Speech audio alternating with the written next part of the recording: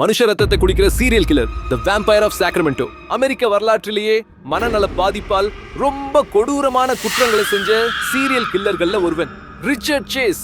தன்னோட ரத்தம் தூளாகி வரதா அவன் நம்பினான்.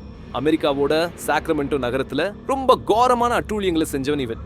கடுமையான மனநல பாதிப்பால தன்னைத்தானே துப்பாக்கியால சுட்டுக்கிட்டது, விலங்குகளோட ரத்தத்தை குடிச்சதுன்னு சின்ன வயசுல இருந்தே அவனோட செயல்பாடுகள் விசித்திரமா தான் இருந்திருக்கு. மருத்துவமனையில மனநல சிகிச்சை எடுத்தும் குணமடையவே இல்லை. இவனோட முக்கியமான வழக்கம் என்னன்னா, பூட்டப்படாத வீடுகளை தேடி போறதுதான்.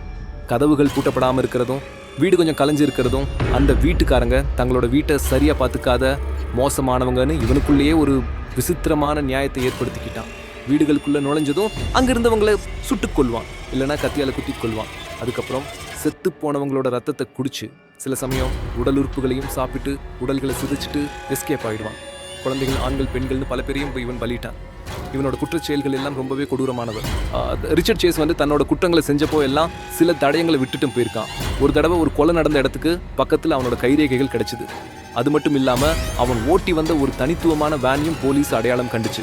இந்த ஆதாரங்களை வச்சுதான் 1978ல ரிச்சர்ட் சேஸ் கைது செய்யப்பட்டான். அவன் மனநல பாதிப்போட இருந்தாலும் கூட சட்டப்படி விசாரணைக்கு தகுதியானவன் முடிவு செய்யப்பட்டு வழக்கு தொடரப்பட்டது.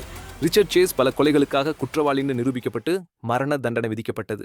ஆனா சிறையில் அடைக்கப்பட்ட 2 வருஷத்துக்கு அப்புறமே 1980ல அவன் தற்கொலை செஞ்சுக்கிட்டான். இந்த மாதிரி இன்னும் பல மர்மமான கதைகளை தெரிஞ்சுக்க உடனே ஒரு லைக் போட்டு ஹிஸ்டரி ஆஃப் கிரைம்ஸ்க்கு சப்ஸ்கிரைப் பண்ணுங்க.